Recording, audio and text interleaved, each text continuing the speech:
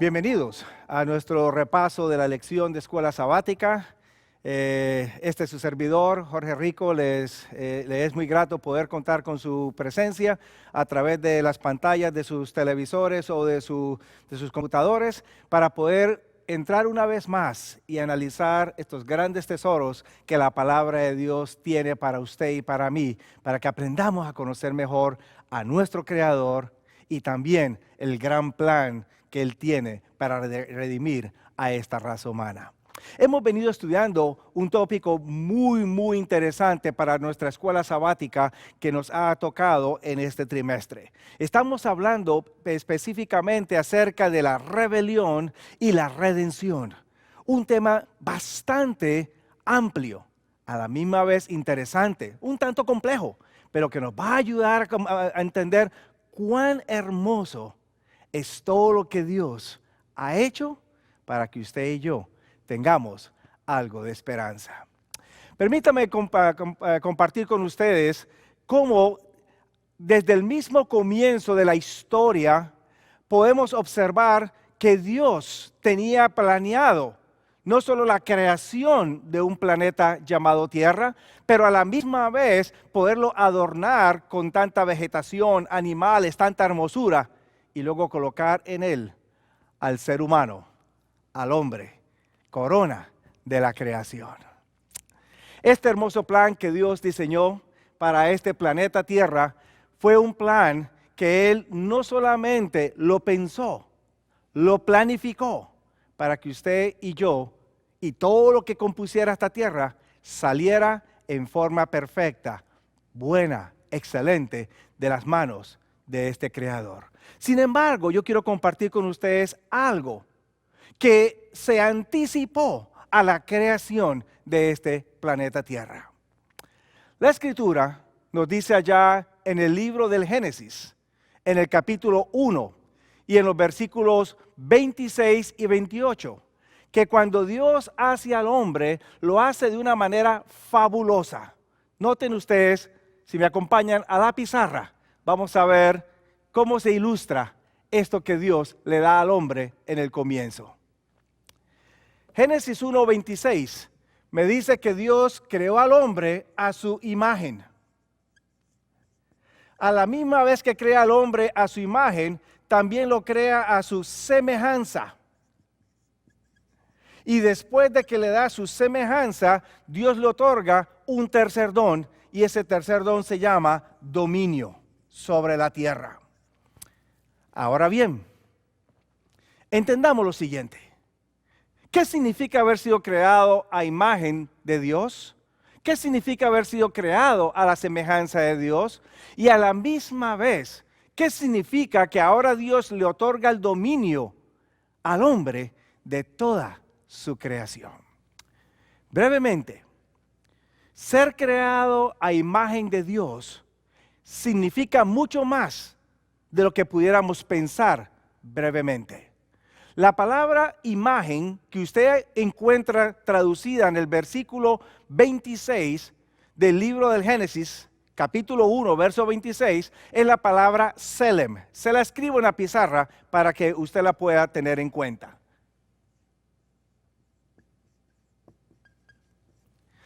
Esta palabra Selem, cada vez que usted la toma en una concordancia hebrea y la rastrea su uso a través de todo el Antiguo Testamento, va a encontrar que la palabra Selem casi en un 100%, si no bien en todas las ocasiones que se utiliza, se refiere a la parte física. En otras palabras, se refiere a una estatua, se refiere a una imagen hecha en un árbol, a una imagen que haya sido dibujada en una pared, a un Dios que haya sido dibujado y esté siendo adorado. O sea, cada vez que la palabra imagen se utiliza es para referirse a la reflexión o al reflejo de algo físico. La parte física. ¿Qué significa eso para usted? ¿Qué significa para mí? Quiere decir entonces que cuando Dios lo hizo a usted y me hizo a mí, me hizo para reflejarlo a Él físicamente. Por eso, cuando la Biblia me describe a Dios, lo presenta como teniendo cabeza, teniendo ojos, teniendo boca, teniendo cuerpo, extremidades, etc. Y cuando usted y yo nos miramos en el espejo, ¿cómo nos encontramos? De la misma manera, con cabeza, con ojos, con boca, con cuerpo, con extremidades. Ustedes y yo fuimos hechos para reflejar a Dios físicamente. Pero no contento con darnos su parte física, Dios agrega un detalle más. Acompáñeme. La palabra semejanza que usted ve allí es la palabra demut. Y esta palabra, cuando usted hace la misma operación, usted toma una concordancia hebrea y entonces rastrea el uso del término a través de todo el Antiguo Testamento, se va a encontrar que la palabra demut se refiere en su gran mayoría de las ocasiones a la capacidad intelectual, a la habilidad de pensar, a la parte espiritual del ser humano. Así que mientras la imagen se refiere a la parte física, al físico del hombre, la palabra semejanza se refiere a la parte intelectual, a la parte espiritual del ser humano. Ahora bien, al ser creados para reflejar a Dios físicamente y al ser creados para reflejar a Dios intelectualmente y espiritualmente, prácticamente ustedes y yo fuimos hechos para reflejar a Dios y ser como Dios en la tierra. Ahora, este concepto pudiera sonar un poco raro. No obstante, es un concepto que los hebreos lo entendían y lo expresaban sin ningún problema. Por ejemplo, si usted va al Evangelio según San Juan en el capítulo 10, cuando a Jesús lo están acusando de queriendo apedrear por pretender ser Dios, Jesús le responde, ¿no dice vuestra ley, seréis dioses? Y él está citando al salmista David. Y en los salmos aparece efectivamente que los maestros hebreos eran considerados como un reflejo de Dios en la tierra, porque ellos enseñaban e instruían al hombre en los principios de Dios. Tenían la capacidad intelectual que Dios les había dado y a la misma vez el reflejo físico. Apreciado amigo, Dios nos hizo en forma única. Esto no se lo dio a ninguna otra criatura sobre la tierra, solamente al ser humano. Ahora, imagínese usted ser creado a la semejanza y a la imagen de Dios, me torna a mí como si fuera Dios en la tierra. Y por ello entonces ahora Dios le agrega un tercer detalle o un tercer don al ser humano, que es dominio. Para poder entonces realizar sobre la tierra lo que Dios realizaría a nivel universal. Así que el hombre sería un corregente aquí en la tierra. Sin embargo, yo quiero que usted note algo, porque todos estos planes de creación tuvieron una anticipación que fue desafortunada y la comparto con usted a continuación. Génesis, capítulo 1, versículo 28, me dice a mí que cuando Dios crea al hombre, lo bendice y le dice que se multiplique, además de darle dominio, en Génesis 1:28, Dios le agrega otra palabra u otro verbo, someter o sujetar la creación. ¿Por qué Dios utiliza este verbo además de agregar dominio? Léalo en su Biblia. El verbo someter quiere decir que usted va a forzar a alguien a hacer algo afuera de su voluntad. Lo va a someter a la fuerza. Es un concepto que aparece en el Antiguo Testamento en todas las ocasiones que aparece en forma negativa. Es un conquistador sometiendo a la fuerza a un derrotado, y en la única ocasión que aparece en un contexto positivo es en Génesis capítulo 1:28. Eso le indica a usted, mi querido amigo, mi querido hermano, que antes de crear la tierra, ya la rebelión en el cielo había iniciado. Había un rebelde que había escogido separarse, divorciarse de Dios, hacer las cosas a su manera y establecer su propio sistema, su propio dominio. Y entonces Dios le enseña a Adán que si él no puede mantener dominio sobre la tierra, otro entonces tendría que venir a someter la tierra. Y ese otro sería el postrer Adán, Cristo Jesús. Por eso Jesús es descrito como uno que viene con vara de hierro. Porque la tierra, después de pecar, no se sometería voluntariamente a Dios. El hombre sería un rebelde contra Dios. Otro pasaje donde usted va a encontrar este concepto de cómo la rebelión en el cielo comenzó antes de la creación de la tierra, lo puede hallar usted en Génesis capítulo 2, versículos 16 y 17, cuando Dios le da la prohibición al hombre de comer del árbol de la ciencia del bien y del mal. Si recién Dios ha creado al hombre, todo es perfecto, todo es hermoso, ¿por qué una prohibición? Y la única razón es porque hay un rebelde que ha probado ser desleal a Dios. Y entonces Dios quiere entonces darle la oportunidad a Adán de mostrar que él sí va a ser leal. Y por eso le da la prueba. Desafortunadamente, conocemos la historia. Adán y también su esposa fallaron la prueba. Cuando usted sigue leyendo las Sagradas Escrituras, vamos a encontrar entonces cómo esa desobediencia de Adán y Eva causa entonces que ahora la tierra sufra ciertas consecuencias. Los ojos se le abren a Adán, se le abren a Eva, el pecado entra a la tierra y ahora entonces hay diferencias en la tierra.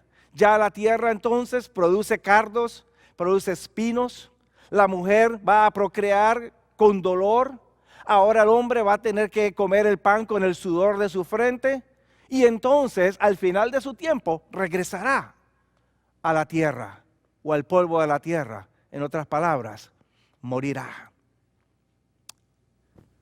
Terribles las consecuencias del pecado y terribles las consecuencias de esta rebelión.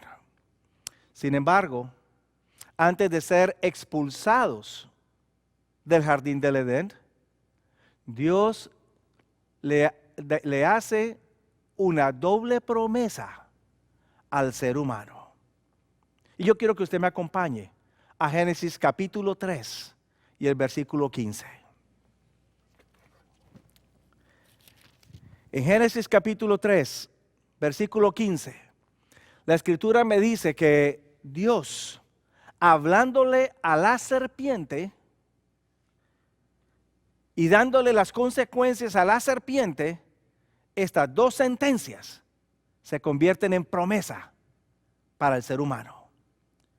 Y enemistad pondré entre ti y la mujer, entre tu simiente y la simiente suya. Esta te herirá en la cabeza y tú le herirás en el calcañar. Tremenda sentencia, tremendo pasaje. No sé hasta qué punto este pasaje ha sido completamente entendido, pero sí es conocido en términos teológicos como el protoevangelio, el primer evangelio o la primera buena nueva proclamada al ser humano. ¿Qué significa Génesis capítulo 3, versículo 15? Acompáñeme a la pizarra.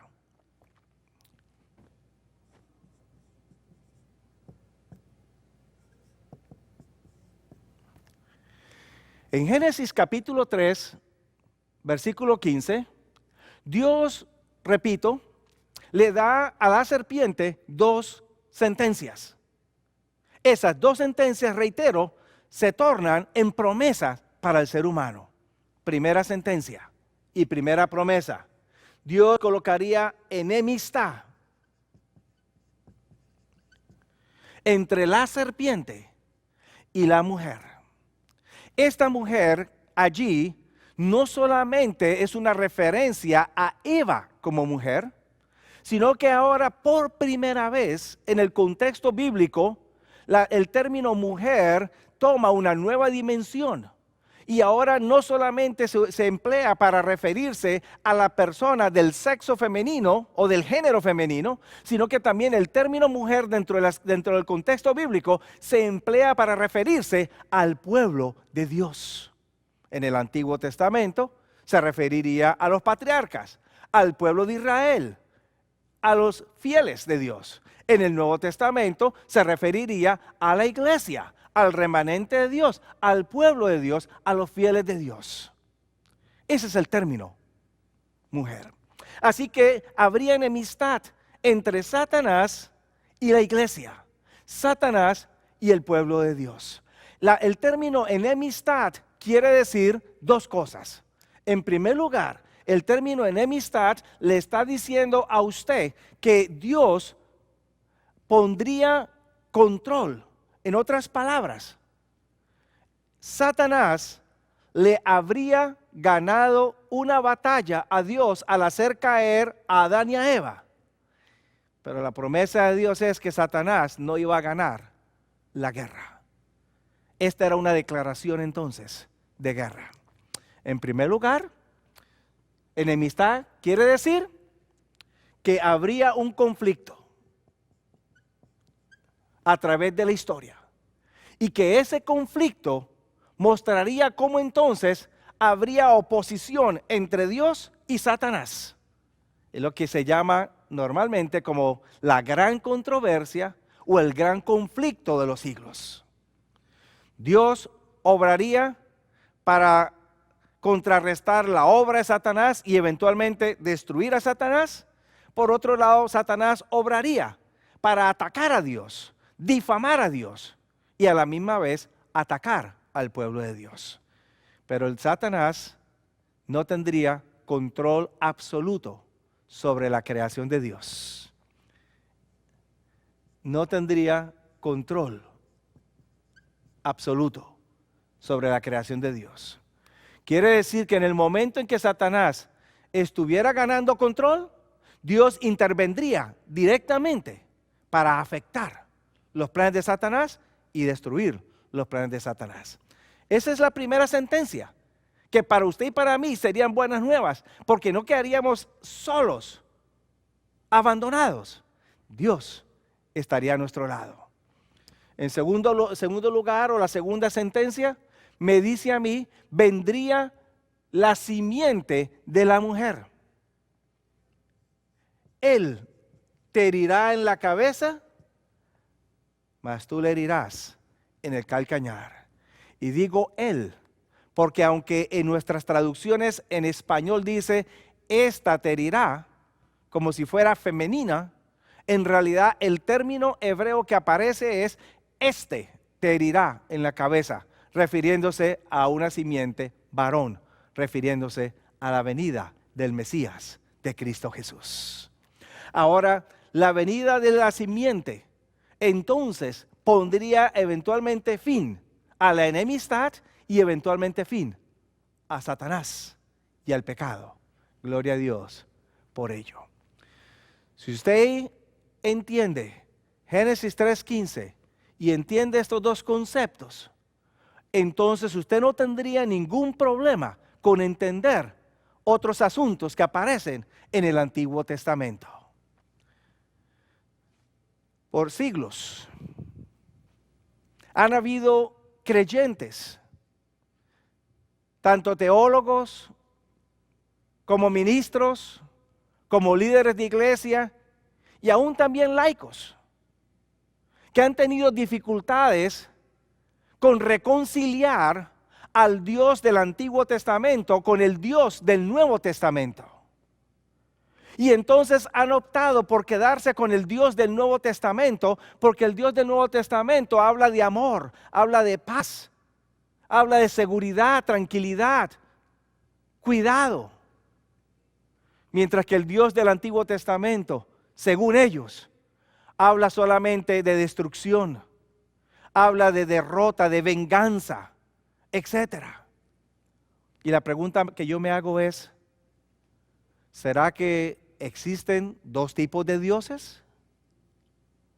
¿O será que Dios tendrá un problema emocional? Algunos lo llamarán quizás bipolar, que en el Antiguo Testamento se comporta de una manera y en el Nuevo Testamento de otra manera.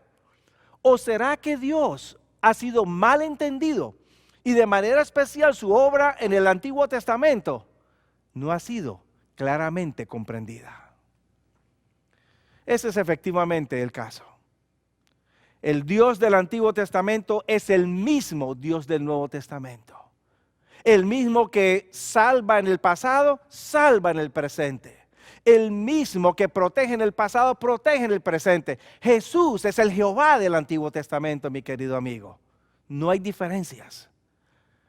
¿Cómo hacemos para entenderlo entonces? Génesis 3:15 le da a usted y me da a mí la respuesta. Cuando Génesis 3:15 se expresa presentando enemistad, la palabra de Dios me dice a mí que después de Adán y Eva, con la venida de los patriarcas y la rebelión que se efectuaría dentro del mundo de los patriarcas, Dios estaría todavía en control. Por eso, cuando viene el diluvio, si usted lee Génesis 6, ¿quién aparentemente está ganando la batalla?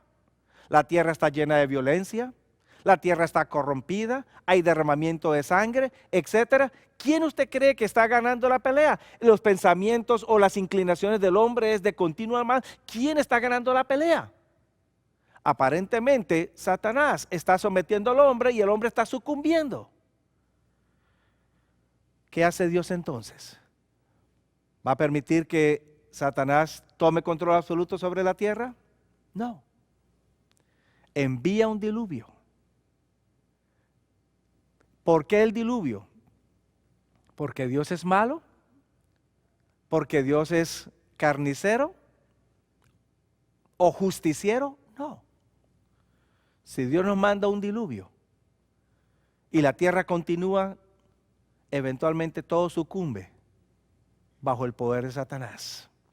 A la misma vez, Dios manda un diluvio para preservar una simiente, descendencia de Noé, para que eventualmente pudiera venir la simiente santa y pudiera redimir al hombre del pecado. Así que si Dios obra en el antiguo mandando un diluvio, si Dios obra en el antiguo mandando a matar, lo hace solamente por amor y misericordia a la raza humana. Porque si no lo hace, la simiente no puede venir. Y si no viene la simiente y no muere en la cruz, usted y yo no tendríamos esperanza de ninguna clase. Mi querido amigo, quizás tenemos algunas historias de los patriarcas donde podemos ver reflejada esa experiencia y ese concepto. Vayamos, por ejemplo, a la experiencia de Caín y Abel, allá en Génesis capítulo 4. ¿Qué encontramos en la experiencia de estos dos jóvenes, hijos de Adán? Si lee el contexto bíblico en Génesis capítulo 4, va a encontrar que estos dos jóvenes fueron educados por Adán en el verdadero sistema de adoración. Este verdadero sistema de adoración se basaba en un sacrificio. Adán aprendió bien de Dios, porque fue Dios aquel que le enseñó en el jardín del Edén que la salvación sería ilustrada a través de un cordero, o la muerte, el sacrificio de un cordero. Qué interesante, mi querido amigo. El diablo utiliza un animal, una criatura, una serpiente, para introducir al hombre al mundo de pecado. Y Dios ahora utiliza otro animal, una criatura, un cordero, para ilustrar el sacrificio del Cordero de Dios, el Mesías prometido, que quitaría el pecado del mundo. Así que estos dos jóvenes fueron instruidos por Adán. Evidencia, ambos traen un don o un regalo, una ofrenda para Dios. ¿Dónde está la diferencia? ¿O dónde estriba la diferencia?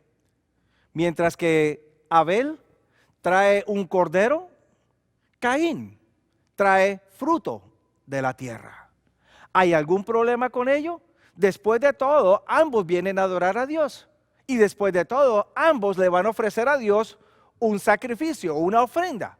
¿Por qué Dios se enfada y rechaza el sacrificio o la ofrenda de Caín y acepta la de Abel?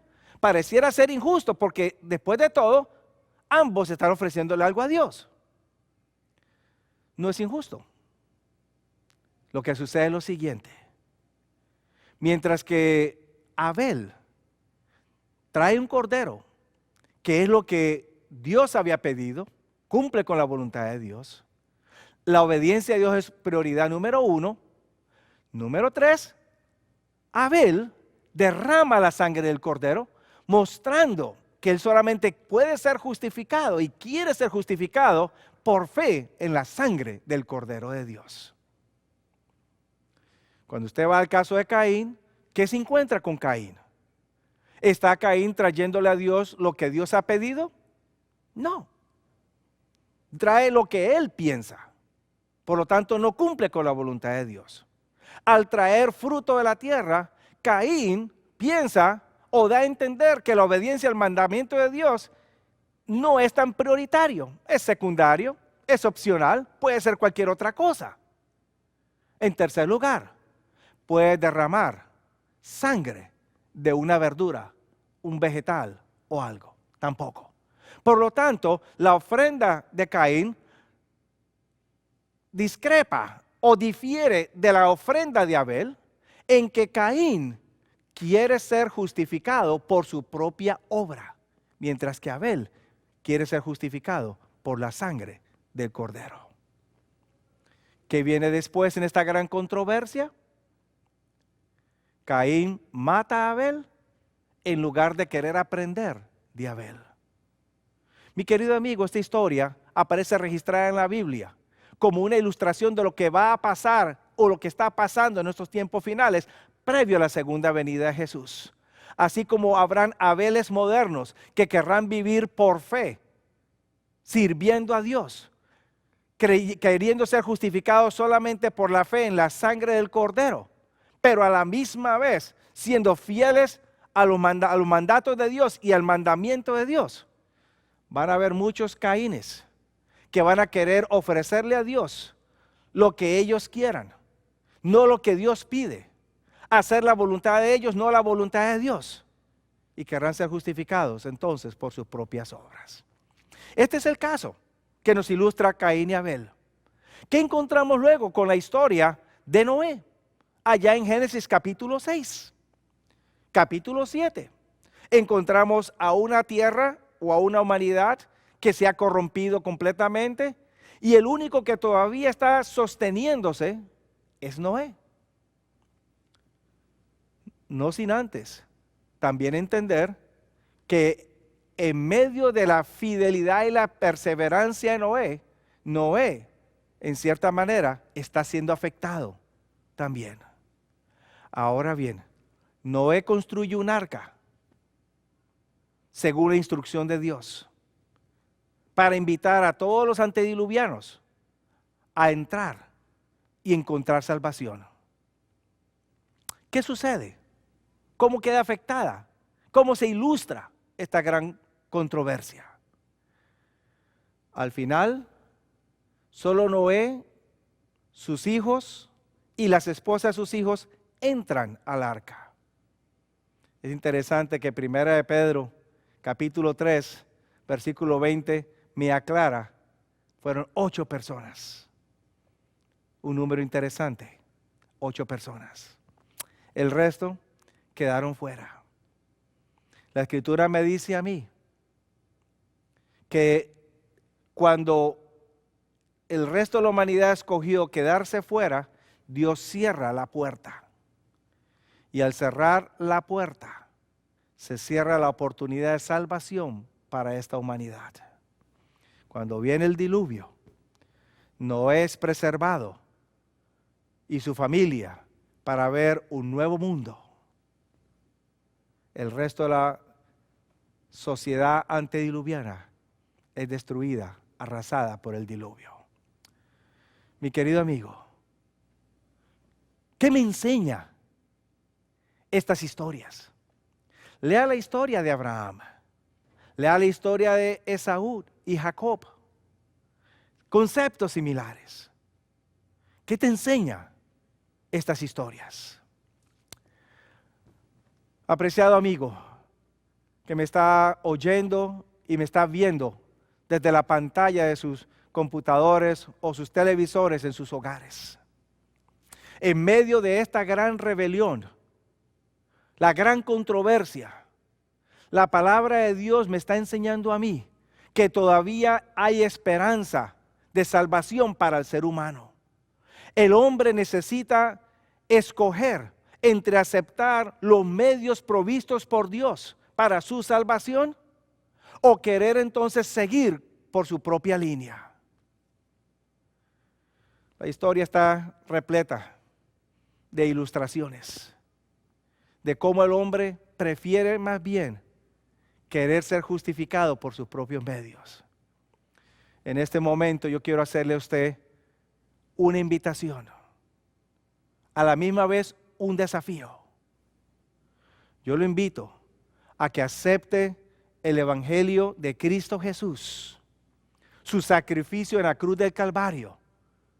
Acéptelo por fe, acepte su sangre por fe, pero a la misma vez de que usted acepta su sangre por fe, lo desafío y lo animo para que también obedezca los mandamientos de Dios. Después de todo, esta es la característica que ha distinguido al pueblo de Dios tanto en el Antiguo Testamento como en el Nuevo Testamento. En el Antiguo, Isaías 8:20 me dice, a la ley y al testimonio. Si no hablaren conforme a esto, no les ha amanecido. Y en el Nuevo Testamento, me dice a mí Apocalipsis, el capítulo 12, versículo 17, que el diablo perseguirá solo a aquellos que guardan los mandamientos de Dios y tienen el testimonio de Jesús. Apocalipsis capítulo 14, versículo 12, me describe a esta generación como aquellos que guardan los mandamientos de Dios y tienen la fe de Jesús. ¿Quiere usted ser uno de ellos? Te invito y en este momento quiero orar por ti para que el Señor te ayude a tomar esa decisión o si ya la has tomado, a fortalecerla más. Oremos. Querido Padre, gracias te doy en este momento porque tú eres un Dios maravilloso y nos da la oportunidad de poder conocerte, apreciarte y aceptar todo lo que has hecho por nosotros. En este momento queremos decirte que te amamos y que queremos ser cobijados por tu sangre. A la misma vez, Padre, queremos ser fieles a tus mandamientos y rogamos que tu Santo Espíritu nos dirija y nos sostenga en todo momento hasta la venida de tu Hijo amado. Bendiciones que te imploro en el nombre de Jesús. Amén.